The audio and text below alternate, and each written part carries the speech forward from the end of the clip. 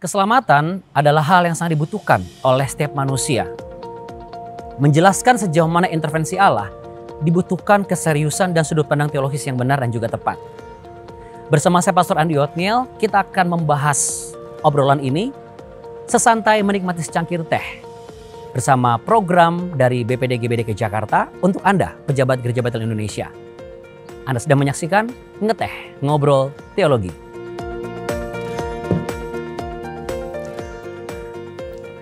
Shalom Bapak Ibu dikasih Tuhan. Saya percaya kita semua dalam keadaan sehat.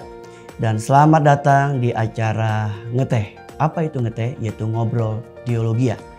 Tujuannya adalah supaya setiap para pejabat di DKI memahami pengajaran dasar GBI yang sudah kita ketahui selama ini.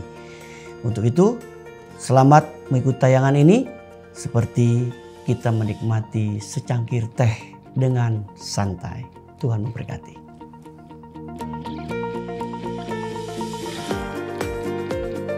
Ya, Bapak Ibu sekalian terkasih, di samping saya sudah hadir hamba Tuhan yang siap untuk membahas dan membicarakan tentang topik kita itu keselamatan. Di sebelah saya ada Pak Petrus, juga ada Pak Rahtomo, dan juga Pak Bun. Shalom Bapak-Bapak sekalian. Shalom. Ini hamba Tuhan luar biasa. Supaya tidak tegang, yuk kita ngeteh dulu. Iya.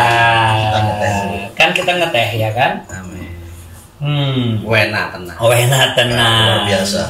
Ada rumor mengatakan, kalau ngobrolin teologi itu kok kayaknya janganlah, agak-agak kaku-kaku gitu. Saya mau tanya, yang kita obrolin kan topik keselamatan nih Pak. Sebenarnya seberapa penting sih keselamatan itu bagi manusia? Sehingga kok orang ada yang bisa mau jadi pendeta gitu loh. Kira-kira siapa yang mau punya pendapat? Seberapa penting sih Pak? Keselamatan itu bukan hanya masalah penting, tapi vital banget. Vital. Vital itu bicara hidup yang sesungguhnya. Ya. Nah, kalau manusia tidak selamat, berarti dia sudah kehilangan hidup sesungguhnya. Artinya dia tidak akan hidup dalam kebahagiaan, dalam kemuliaan, dalam hal sebagaimana yang Allah kehendaki. Seberapa vital antara keselamatan dan kekayaan, Pak? Oh, lebih vital keselamatan. Jadi orang kaya nggak mungkin selamat, Pak? Bukan begitu. Orang kaya ini masalah bukan masalah perbandingan, bukan kaya atau dengan selamat itu, tapi keselamatan itu jauh lebih penting dari kekayaan tentu. Karena masalah hidup. Karena ada yang berpikir kalau saya kaya, saya mampu memastikan saya bisa selamat. Karena saya melakukan hal-hal yang baik, saya bisa mengurangi dosa-dosa, kira-kira seperti itu, Pak. Tapi itu pandangan tidak tepat dan juga tidak benar. Oke. Karena keselamatan itu yang menentukan itu Tuhan. Yang keselamatan itu kan berbicara tentang hubungan kembali kita kepada Tuhan sebagaimana seharusnya. Oke, saya tertarik nih.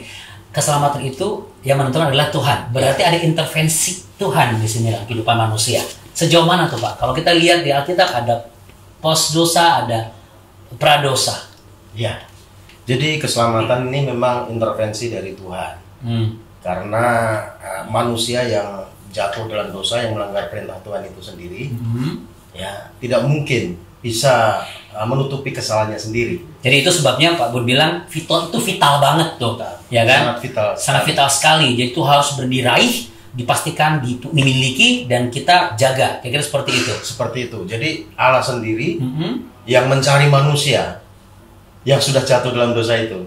Dan manusia yang berdosa tidak mungkin bisa ketemu Tuhan yang maha segalanya itu. Dengan usahanya sendiri tidak akan mungkin. Sehingga Allah yang mencari manusia. Itu intervensi Allah ya untuk manusia. Supaya manusia ya memperoleh keselamatan itu. Tapi ada respon dari manusia untuk memperoleh keselamatan yang Tuhan tawarkan. Apakah tidak cukup manusia dengan beribadah lalu selamat, Pak? Bagaimana mungkin dia bisa beribadah kalau dia tidak selamat? Karena keselamatan itu bicara hubungan yang proporsional antara kita manusia diciptakan dengan Tuhan penciptanya. Kalau ini saya sudah tidak ada hubungan yang harmonis, bagaimana bisa ibadah dengan baik? Oke. Jadi keselamatan itu vital bagi manusia dan ada intervensi Allah karena itu adalah hak prerogatif Allah yang memberikan keselamatan itu sendiri. Betul Pak? Betul. Tanpa Allah memberikan keselamatan atau menyediakan keselamatan, menjumpai manusia, dan manusia tidak bisa menyelamatkan dirinya sendiri. Tidak mungkin dengan perbuatan baik, dengan amal ibadah. Tidak mungkin, itu usaha manusia. Usaha manusia. Dan usaha manusia menjadi hamba Tuhan adalah mungkin salah satu cara untuk bisa memastikan bahwa dia tetap di jalan keselamatan? Usaha manusia. Usaha manusia. Kalau kita seperti kita nih hamba Tuhan, pejabat gereja Indonesia, kita akan menyampaikan kabar keselamatan, kabar baik. Ini juga salah satu usaha kita kan, untuk menunjukkan bahwa kita tuh benar-benar memastikan bahwa kita tetap di jalan keselamatan ini. Seperti itu. Kira-kira begitu ya. Berarti secara alkitabiah, definisi keselamatan itu apa? Kalau kita bisa simpulkan, definisi secara alkitabiah keselamatan, Pak. Ya, baik. Memang masalah keselamatan ini bukan masalah definisi juga ya. Artinya bahwa keselamatan bukan hanya sekedar manusia itu dilepaskan dari dosa, dilepaskan dari cengkraman setan dan sebagainya. Tapi sebetulnya esensinya keselamatan itu adalah bagaimana kita manusia itu dirubah dari manusia atau maksud saya itu hidup di dalam dosa, kemudian dirubah kita memiliki karakter seperti Kristus. Jadi artinya setiap orang melewati beberapa tahapan dulu. Yang pertama adalah dia menerima Kristus. Dia percaya Kristus adalah Allah dan Juru Selamat, baru dia selamat. Atau Allah menetapkan orang dulu supaya dia percaya baru selamat. Gimana, Pak? Kira-kira mana duluan nih? Karena ada pertanyaan begitu. Ini Tuhan menentukan orang yang akan diselamatkan, atau usaha manusia mencari Tuhan yang sebenar-benarnya dan dia percaya bahwa Yesus adalah Tuhan, maka dia selamat. Mana yang lebih duluan? Jadi mungkin kalau bisa saya perclear akan pernyataan ini atau pertanyaan ini adalah gini. Manusia kan kondisinya sudah terhilang. Betul. Terhilang. Dia sudah terhilang dari Tuhan. Dia butuh diselamatkan. Lalu kemudian Tuhan karena dia menciptakan kita, dia mengasihi kita, dia berinisiatif menyatakan keselamatan itu, dia menyediakan kepada manusia. Dia mengumumkan kepada seluruh manusia. Dan ini berarti secara implisit memberitahu kepada kita, Allah tidak pernah menentukan secara personal bahwa si A selamat, si B tidak selamat. Allah maunya supaya semua orang diselamatkan. Karena ayat mengatakan Allah tidak menghendaki satu orang pun binasa. Bahkan orang fasik pun Tuhan tidak menghendaki kebinasaan orang fasik. Jadi ini jelas kita tidak boleh mengasumsikan atau menilai Tuhan seolah ada yang Tuhan tentukan selamat, ada yang Tuhan tentukan tidak selamat. Tentu tidak. Karena Allah itu, Alkitab menulis, karena begitu besar kasih Allah ke dunia ini sehingga dia telah mengaruhi anak yang tunggal supaya setiap orang yang percaya kepadanya tidak binasa. Setiap orang percaya tidak binasa. Artinya kesempatan itu ada bagi setiap orang. Setiap orang. Karena Allah menghendaki jangan satu orang pun binasa. Seperti dalam suratan Petrus, Petrus jelas itu, jelas. Jadi kita tidak boleh lagi memiliki sebuah asumsi bahwa keselamatan itu Tuhan menentukan siapa yang selamat, siapa yang tidak selamat. Karena ayat itu jelas mengatakan Allah tidak menghendaki satu orang pun binasa. Lalu jika ada pertanyaan, bagaimana caranya supaya kita memastikan bahwa yang menjadi kerinduan Allah itu bisa didapatkan oleh setiap orang? Karena tidak terkecuali, apalagi ya sekarang sedang beredar banyak asumsi bahwa kalau selamat yang penting kau percaya Yesus saja, sudah pasti selamat. Terus habis itu pelayanan itu memastikan bahwa engkau tetap dalam jaminan keselamatan. Atau ada hal-hal lain yang harus kita lakukan, termasuk juga memastikan orang-orang di luar sana juga mereka bisa menerima Yesus sebagai juru selamat, sebagai syarat agar kita tetap jalan-jalan keselamatan. Kira-kira gitu.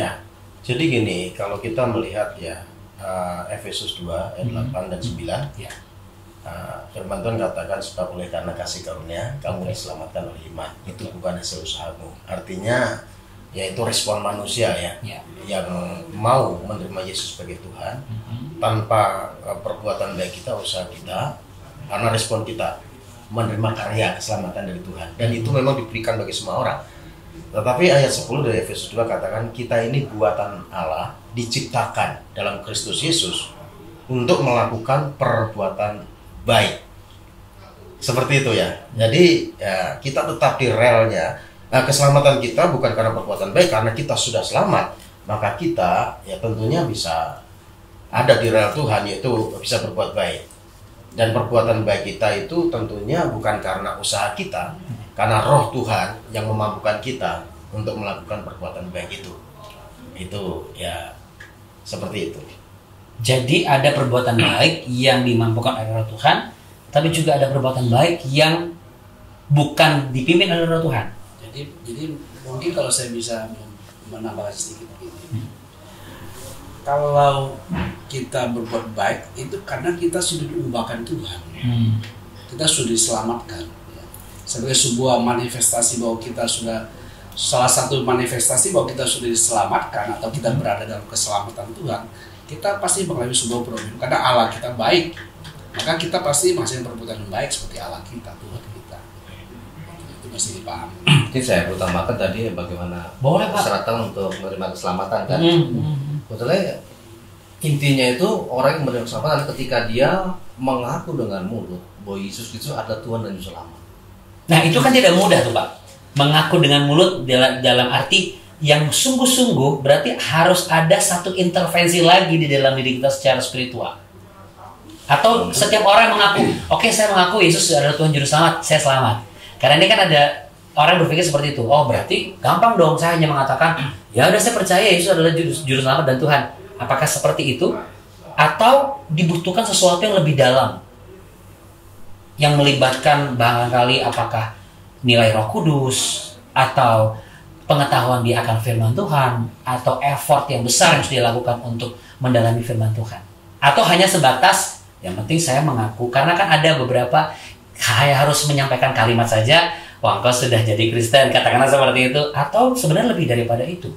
Ya, itu sebenarnya kalau kita perhatikan dengan mendalam, ketika seseorang sampai bisa mengaku dengan sekedar dengan mulut mengaku Yesus adalah Tuhan, dengan hati percaya bahwa Yesus telah dibangkitkan dari antara orang mati pada hari ketiga, dengan mulut mengaku diselamatkan, dengan hati percaya dia dibenarkan. Tentu ini kan tidak bisa terlepas dari sebuah berita yang dia harus dengar. Nah, ketika berita diperdengarkan kepada orang demikian tentang keberadaan manusia yang sudah terhilang, sudah berdosa, dia berada murka Allah, bahwa Allah menawarkan keselamatan, ketika dia menyadari, dia akan terbuka hati untuk menerima kebenaran itu. Nah, keterbukaan hati itu kan semua orang memilikinya. Dalam pengertian ketika dia mendengar sebuah berita yang menurut dia ini dia mengerti, dia sadar, tentu di sini tidak lepas dari Roh Kudus. Roh Kudus selalu bekerja ketika ini diberitakan. Itu tidak bisa diragukan, tidak usah diragukan. Roh Kudus pasti bekerja ketika Injil diberitakan. Dia pasti bekerja. Karena dialah yang akan mengisahkan dunia akan dosa, akan penghakiman, akan kebenaran. Itu Roh Kudus. Jadi di sini effort apa yang harus manusia lakukan oleh seseorang? Dia ketika mendengar Injil, jadi ketika dia berhadapan dengan sebuah kebenaran, sekarang kamu pilih. Nah, ketika dia memilih untuk percaya kepada berita itu dengan mengaku Yesus adalah Tuhan dengan mulutnya, percaya dengan hati, maka orang itu diselamatkan. Ketika dia mengaku, maka Roh Kudus melahirkan dia jadi anak Allah, dilahirkan kembali.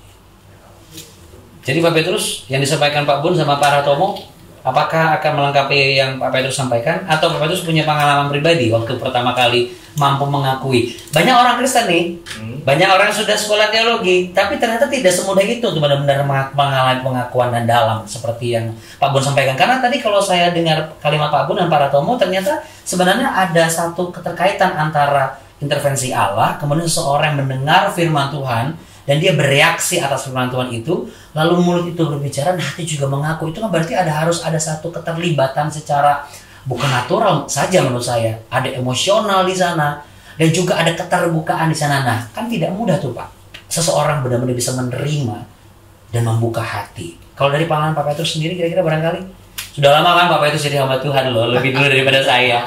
Ini para tamu Pak Bun sama Pak Petrus itu sebenarnya udah lama banget daripada saya. Saya baru bersaing menjabat. Bisa aja. Gimana Pak Petrus? Dari pengalaman Pak Petrus?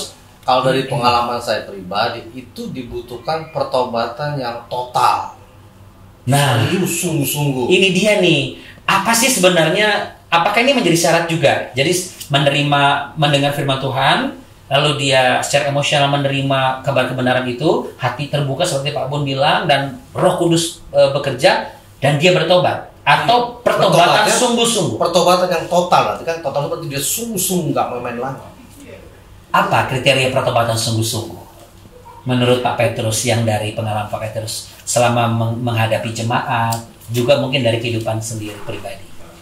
Kalau saya pribadi, yang tadi saya sudah katakan bahwa ya memang pertobatan itu kita memang harus mengakui Yesus sebagai Tuhan dan Juru Selamat, kemudian dari situ kita ada buah-buah kehidupan yang kita sampaikan dan jemaat bisa melihat buah-buah kehidupan dan keselamatan kita sehingga mereka juga bisa menerima keselamatan. Oke, buah-buah kehidupan keselamatan itu nanti tuh ya Pak ya.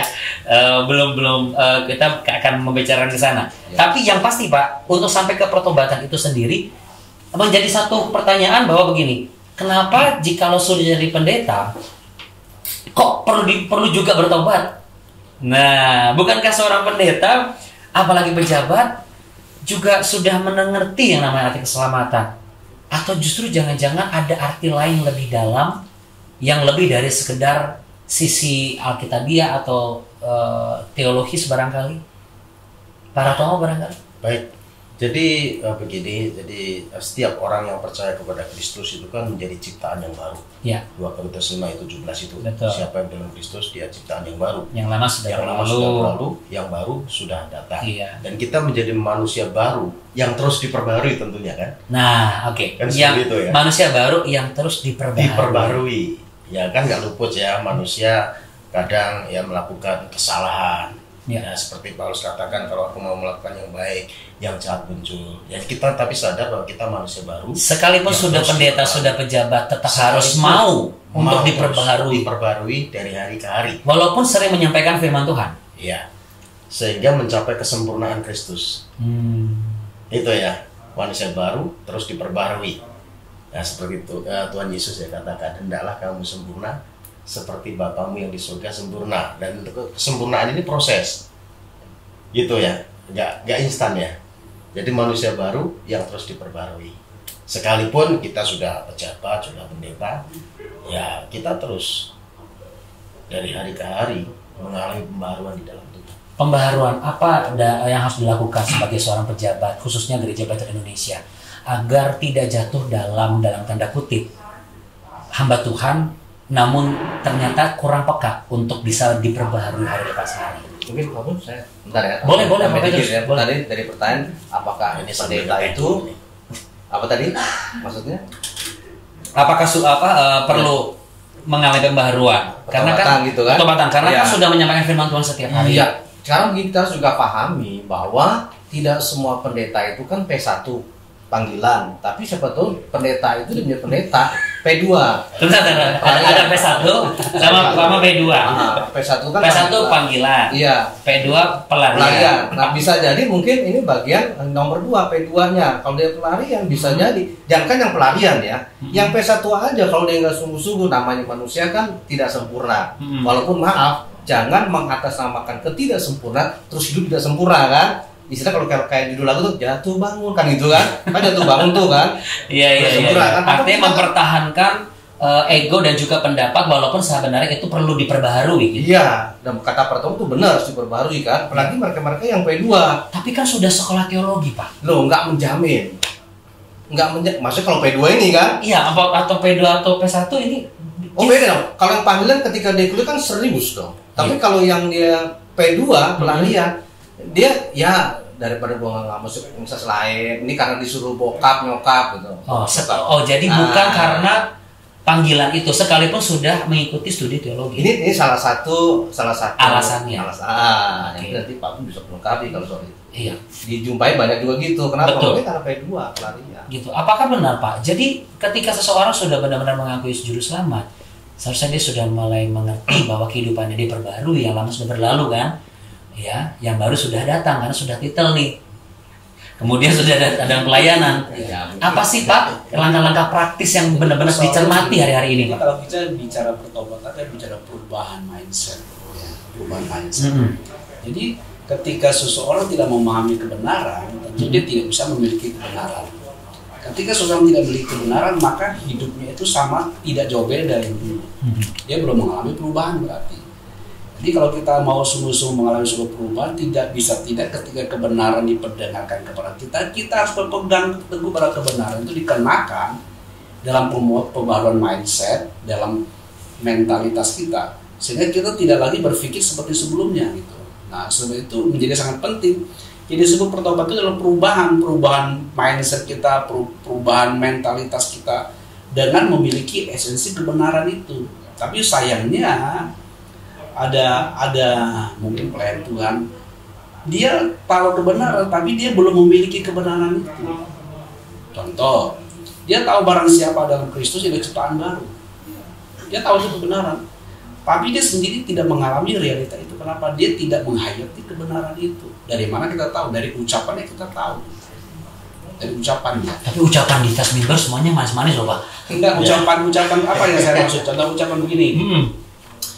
Ya, tapi kita kan seperti yang tadi Pak Arab sudah sempat kutip tentang Paulus katakan di Roma 7. Iya.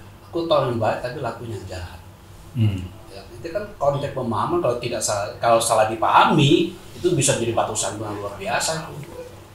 Jadi ada permisif ketika seseorang melakukan sebuah pelanggaran atau sebuah dosa. Gitu. Iya. Paulus saya begitu kok. Padahal konteksnya kan tentu tidak demikian kalau dari konteks itu. Tapi berhubung kita ngobrolnya bukan di topik itu, kita nggak bisa mendalam. Iya, betul. Jadi simpelnya buat saya adalah kalau kita mau tetap dalam keselamatan, sehingga kita ada terus dalam peningkatan, kita harus pertama ketika diberitakan Injil kepada kita, lalu kita berpindah dari dulu bertuhankan diri sendiri atau bertuhankan sesuatu yang lain, lalu sekarang kita bertuhan kepada Kristus, lalu kita harus tahu apa yang Kristus ajarkan, apa yang Kristus perbuat kita, lalu kita terima, kita kenakan, lalu setiap hari dikenakan kita bertumbuhlah dalam pertumbuhan rohani. Tetapi ini pertobatan ini sebenarnya kurang tepat kalau misalnya pertobatan, lebih tepat adalah pertumbuhan. Kalau pertobatan selalu adalah dari negatif ke positif. Kalau pertumbuhan dari positif terus sampai ke eskalasi terus sampai kesempurnaan. Gitu. Kalau kita jadi pendeta masih terus bertobat dari kesalahan, terus kapan kita bertumbuhnya? Ya kan? Sebab ketika kita berbuat dosa, kita sedang memberi peluang bagi iblis masuk bekerja menyerang kita. Kenapa saya tanya hal seperti ini dan saya tarik dari point of view hamba Tuhan? Karena dari hamba Tuhanlah akan melahirkan jemaat-jemaat yang akan tetap dalam jalan keselamatan. Iya. Mereka akan mengerti arti keselamatan itu sendiri. Jadi penting Pak Andi, kalau ketika saya dengar pernyataan ini, betapa pentingnya kita sebagai pelayan Tuhan, kita harus mengetahui esensi apa ketika saya percaya Tuhan Yesus. Apa yang terjadi dengan diri saya ketika saya bertuhan dengan Tuhan Yesus. Apa yang telah Tuhan perbuat buat saya. Nah ini harus dikenakan baik secara pemahaman, secara mentalitas, dalam perhatian batin, sehingga kita betul adalah hidup dimensi rohani. Gitu. Nah ketika kita memiliki ini, kita akan mengajarkan yang sama kepada jemaat kita, kepada jemaat Tuhan. Gitu. Ya. Kita tidak memberikan sebuah keteladanan yang terdistorsi oleh pemahaman dengan istilah ya kita kan manusia, kita kan masih injak bumi. Itu tidak. Saya sering mendengar kata-kata seperti itu. Iya. Seorang hamba Tuhan sesungguhnya harus mutlak memiliki satu prinsip yang kuat mengenai syarat keselamatan itu seperti apa. Berarti kalau dari pembicaraan kita ini, keselamatan begitu vital bagi manusia. Itulah sebabnya Allah perlu intervensi di dalamnya. Karena Allah harus menyatakan dirinya agar manusia mengenal siapa dirinya. Sehingga manusia yang percaya di dalam dirinya, yaitu Yesus Kristus, dia akan mendapat keselamatan ketika mulutnya mengaku, lidah mengaku, dan hatinya juga mengaku terbuka. Dan menerima Yesus dan Roh Kudus bersaksi di sana. Ya, di situ poin pentingnya ketika dia mengaku dan mulut, percaya dalam hati, yang tahu siapa dia. Orang bersangkutan sama Tuhan. Dan dia pun juga perlu menghayati. Tapi ketika saya yakin ketika sebab tidak ada seorang pun yang bisa mengaku Yesus adalah Tuhan kalau bukan dari Roh Allah yang menyatakan. Saya setuju. Tidak semudah itu ya. Tapi oleh sebab itu jangan meragukan. Ini tidak berarti bahwa kalau ada orang tidak mau percaya Roh Kudus tidak meyakinkan, bukan. Roh Kudus selalu bekerja ketika Injil diberitakan. Amin. Itu tidak berarti serta-merta seseorang itu pasti tunduk kepada gerakan Roh Allah. Karena dia punya free will, diperhadapkan kepada pemilihan itu, gitu. Iya. Itu loh. Nah berarti syarat agar kita tetap bisa menerima keselamatan ketika Roh Kudus bekerja, dan kita tahu betul bahwa kita sudah diperbaharui hidupnya dan diubah dari manusia berdosa menjadi anak Allah. Syarat mutlak berikutnya adalah tadi, selain vital tadi, kemudian selain pertobatan tadi dan juga siap diperbaharui. Berarti dia pun harus meletakkan free will-nya dengan tepat gitu, Pak Bun kira-kira. Kalau saya boleh, sorry Pak Andi, kalau bisa saya nambahin kalimat sedikit. Mungkin lebih tepat bukan syarat keselamatannya. Tapi lebih kepada? Lebih tepat adalah ketika seseorang telah menerima Kristus, dia sudah peroleh keselamatan, dia sudah di dalam Kristus. Maka langkah berikutnya dia tetap stay di situ. Stay di situ, di dalam Kristus, di dalam firman, dalam pengajarannya. Stay di situ. Nah, kenapa banyak anak Tuhan seringkali menjadi jatuh bangun? Karena dia tidak stay. Kenapa tidak stay? Karena tidak memahami kebenaran dan prinsip. Atau dia mengerti secara akali, tapi dia tidak menghayati secara batinnya. Nah, apa yang maksud dengan akali dan juga dengan batinnya? Nah, akali lagi nih, dia tahu sebuah ayat, dia mengatakan bahwa barang siapa dalam Kristus Yesus adalah ciptaan baru. Yang lama-lama telah berlalu, lihatlah, kalau tekasnya behold, sadarlah, everything become new, semua telah menjadi baru. Itu teksnya ngerti, tapi dia tidak pernah mengenakan dirinya. Dia nama juga manusia, saya masih punya manusia lama. Berarti dia sendiri kebenaran itu tidak dikenakan gitu. Itu pemahaman akalinya, oke, ayat itu, tapi dalam aplikasinya nggak ada. Berarti jangan memberikan ruang untuk excuse ya Pak, memberikan celah istilahnya. Betul ya? Sudahlah, nggak wajar lah hamba Tuhan juga jatuh. Itu nggak manusia. Kalau sudah berkonsep Nggak begini, boleh seperti itu. tidak ada kemungkinan dia bisa mencari kesempurnaan. Kayak ada plesetan, pendeta juga manusia. Oh, saya pikir pendeta juga pendekar, bukan? Jadi itu, tapi itu boleh nggak dikatakan syarat? Kalau menurut saya boleh nggak disyarat? Itu lebih In condition maksudnya. Lebih tepat adalah bagaimana kita mengenal kebenaran. Langkah untuk Syarat, langkah selanjutnya. Kalau kita bilang syarat kan sebenarnya Injil itu diberikan sebenarnya dengan gratis oleh Tuhan. Iya. Keselamatan itu. Iya. Tapi orang kalau mau menerimanya, mau peroleh, dia harus menerima keselamatan itu. Untuk bisa menerima dia harus mendengar berita. Sering denger loh. Harus mendengar Sering berita. nyampein firman Tuhan, masa sering denger Pak? Kita khotbah terus malah sering denger kok, yang nggak berubah-berubah. Sering mengungkapkan malah. Mana? Terus berarti ada orang-orang yang berpikir bahwa sudah selamat nggak akan hilang nih. Nah, Atau jangan-jangan bakal hilang Pak? Bisa gagal nggak sih keselamatan? Kalau ada indikasi-indikasi seperti ini? Ayo. Gimana Om Petrus? Ya.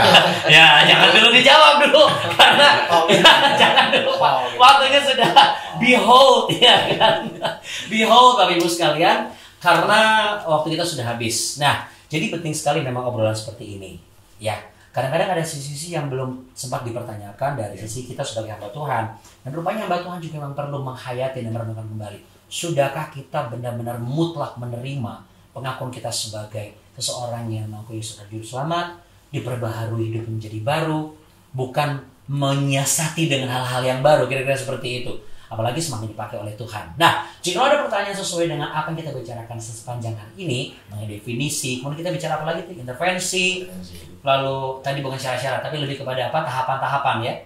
Dan juga bagaimana kita menyikapi dan meresponi, silakan kirimkan melalui WhatsApp di nomor 0812 1047365 0812 104 73665. Kita ketemu lagi di episode berikutnya, tetap di Ngeteh Ngobrol Teologi. Yuk kita ngeteh dulu Pak, silakan Pak, monggo.